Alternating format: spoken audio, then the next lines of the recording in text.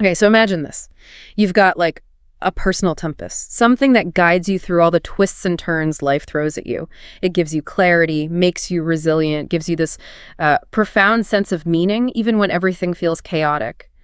What if that compass wasn't something outside of you, but, something you could actually grow within yourself, like a deep internal North Star? Yeah, it's a really powerful idea, isn't it? Something so personal, but with such a universal impact, like this quiet power just waiting inside. Absolutely. So today we're doing a deep dive into the importance of purpose. Find meaning in your life's direction. We've looked at a whole bunch of insights, from psychology, health, philosophy, and our mission today is really to unpack what purpose actually means, why it's so incredibly vital for our well-being, and maybe most importantly, how you can start discovering and nurturing your own sense of direction. We'll get into the sort of subtle differences that define purpose, look at its incredible effects on your mind and body, and then, map out some practical steps to help you on that journey of self-discovery and, taking action. Okay, let's start right there, calibrating that compass. What is purpose? Because I think it often gets mixed up with just having goals or maybe even our values and beliefs. How do we pull those apart, especially if you already think you're pretty self-aware? That's a fantastic place to begin. Yeah, lots of us use values and beliefs almost interchangeably, but there's a subtle, really crucial difference when we're zeroing in on purpose. So, personal values. Think of those as the abstract ideals you hold really dear. They're like your bedrock principles. They quietly steer almost every big life decision, the career you choose, the relationships you build, even like how you handle your money. They're the why behind those big moves. Okay, so values are the guiding principles. What about beliefs then? Beliefs are different. They're the things you accept as true, maybe a religious doctrine or a certain political viewpoint. Now, a belief can shape a value. If you believe strongly in justice, you'll probably value fairness, right? Sure, makes sense. But values aren't always beliefs, like courage. Courage is a powerful value, something you aim to embody, but it's not really a belief system you subscribe to. It's more like an ingrained quality. Got it. That distinction really helps clear things up. So purpose then. It's a specific kind of really powerful value. How do the sources define it? They define it quite beautifully, actually. Purpose is a stable and generalized intention to accomplish something that is, 1, personally meaningful, and 2, leads to productive engagement with some aspect of the world beyond the self. Beyond the self. Okay, that's the part that really jumps out at me. It's not just about what you get out of it personally. It reminds me of that great Ralph Waldo Emerson quote. It's something like, the purpose of life is not to be happy. It is to be useful, to be honorable, to be compassionate. To have it make some difference that you have lived and lived well. Yes. Emerson just nails that outward-looking piece perfectly. This isn't about, just feeling good moment to moment. It's about a deeper contribution. And having this clear purpose, it's not just some nice philosophical idea. It literally fills your life with meaning. It fuels your motivation when things get hard. Yeah. And it helps you handle challenges with, more resilience, more grace. It becomes this solid anchor, in the rough seas of life. That's a great image. And you're saying this anchor, it isn't just metaphorical. It actually has a real profound impact on our mind, our body, even our spirit. Tell us more about that. It really, really does. Let's start with the psychological benefits.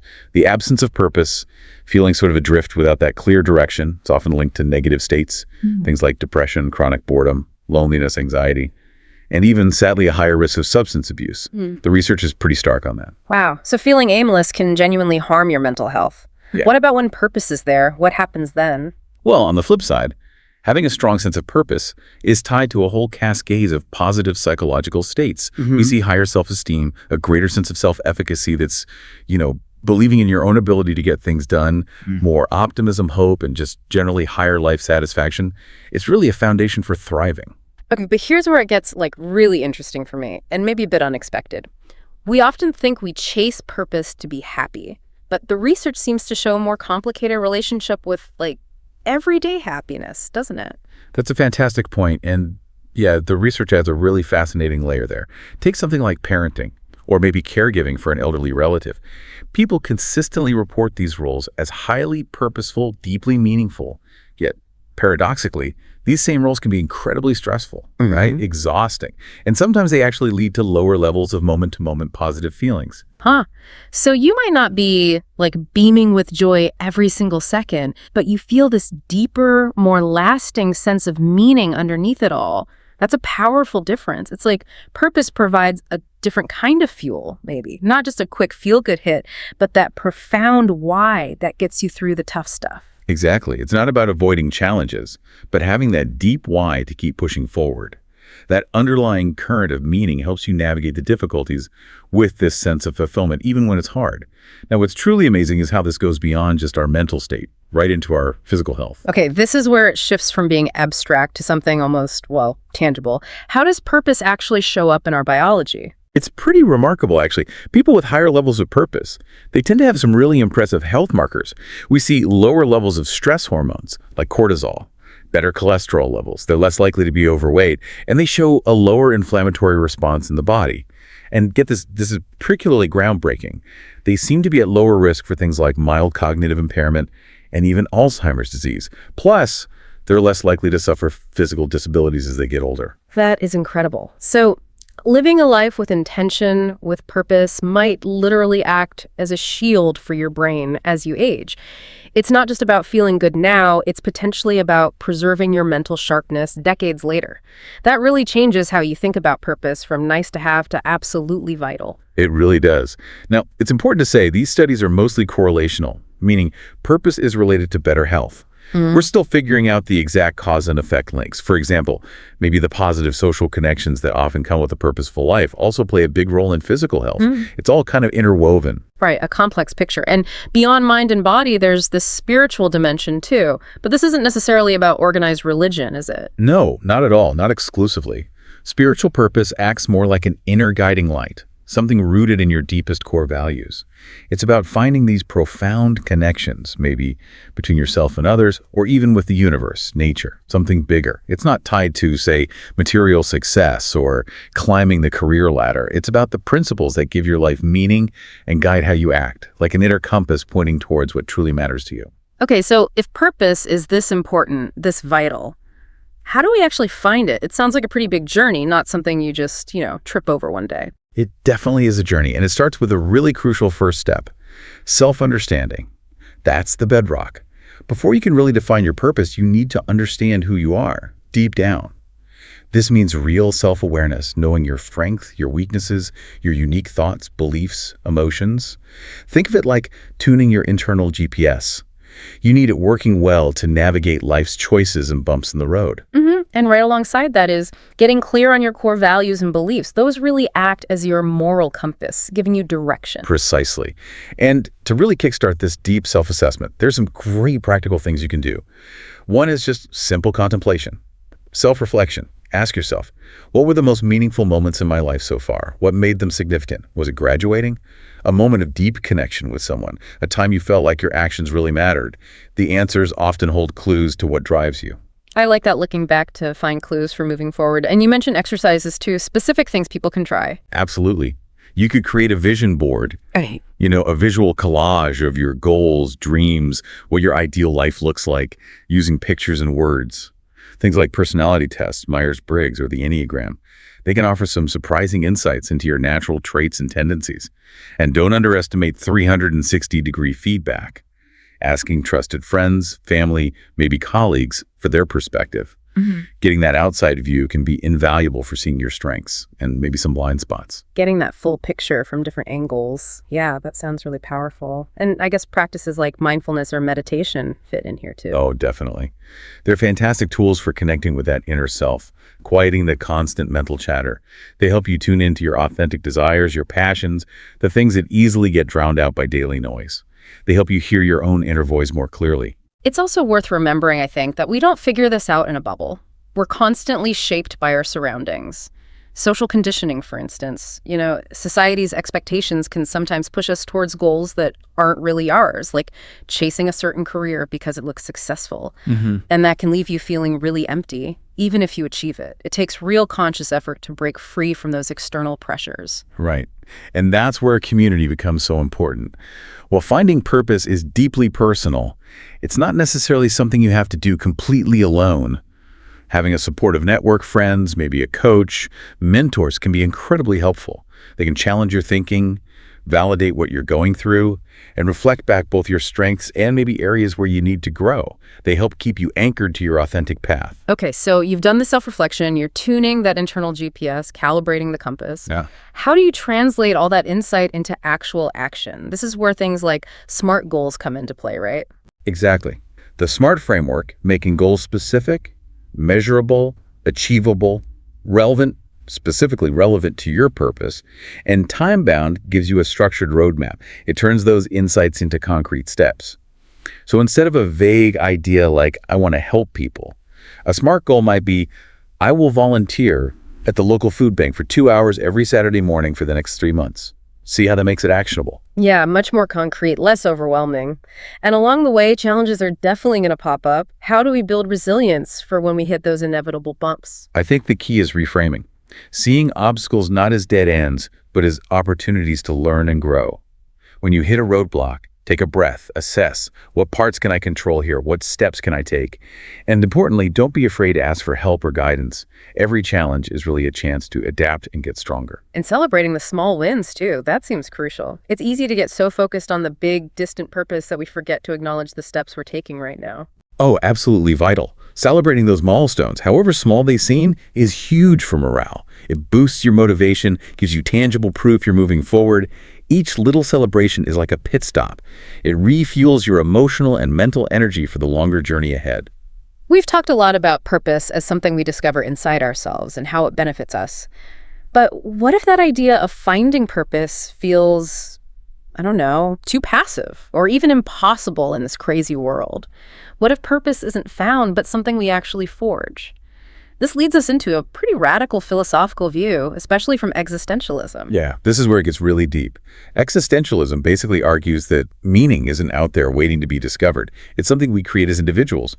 Think about it. The universe might not care about our search for meaning, but that doesn't make our search less important. It actually highlights our absolute freedom, which is, both amazing and kind of terrifying, because without a pre-written script, you have to choose your path. So we're not born with a fixed blueprint. Who we are gets defined by what we do, the choices we make.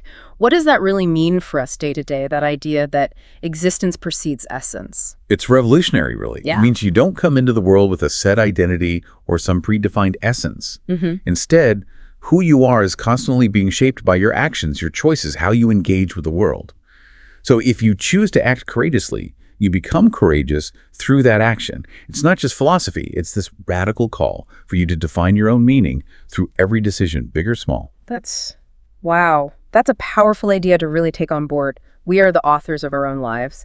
Puts a lot of responsibility on us, but also, incredible freedom. Exactly.